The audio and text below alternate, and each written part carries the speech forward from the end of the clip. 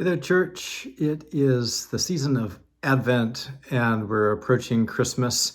Along the way, CPC is in a journey of promise, and what we have been talking about, interviewing about in our journey of promise is who have we been?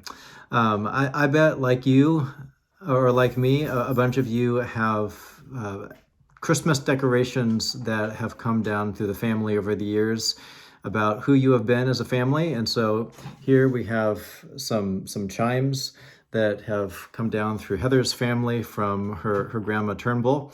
And as these angels pick up speed with the heat rising and turning the wheel, they'll start to hit the bells and make chimes, and it's really pretty cool. It is a very cool thing to have a past. And our past, it's there are blessings, there are challenges, but the past is a gift to us because God has been in it. And so we've been having interviews in which we've asked, who have we been? How has God drawn us to CPC? How has God been alive and at work in CPC? What have been some of our joyous and really faith-filled days as CPC?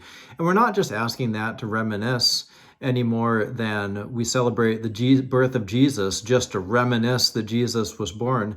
We are asking, who have we been? Because God has made us to be who we've been. God has been planting seeds of the faithfulness of Christ and seeds of the Holy Spirit's aliveness in our particularity as Christ Church, just as God planted Jesus right here in this earth in order to love and to serve and to bless, not only for his day, not just long ago, but that work continues on in our day and into the future. So this Sunday, we're gathering to share some soup and to hear some of the stories that we've told about who we have been in CPC.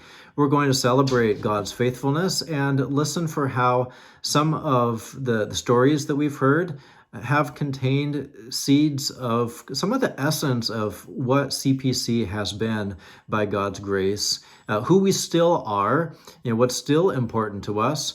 And we trust that these seeds are going to sprout up in fresh and fruitful ways for who God is calling us to be into the future.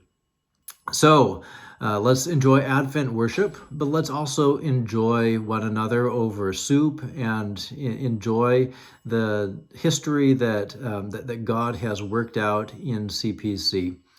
We are also Christmas caroling for some of our members and friends that have been through some harder times or have been more distant from the church. So I encourage you this Sunday to show up at 3:30 at the church and go out with a few groups and sing Christmas carols to our neighbors. This is always really heartwarming and uplifting time. The point is not that you've got a great voice and you're part of a trained choir or anything, but that we want to show up for one another and live out that vision value, sharing relationships, serving others from the heart of Christ. So let's continue to be open to the life that God is sowing in us as people who are really, truly angels. The Greek word angel essentially means messenger. We are people of hope, people who bear the life of Jesus in the world. As we have in the past, we are now, and God is giving us this life into the future. Let's love God, share relationships, serve others from the heart of Christ.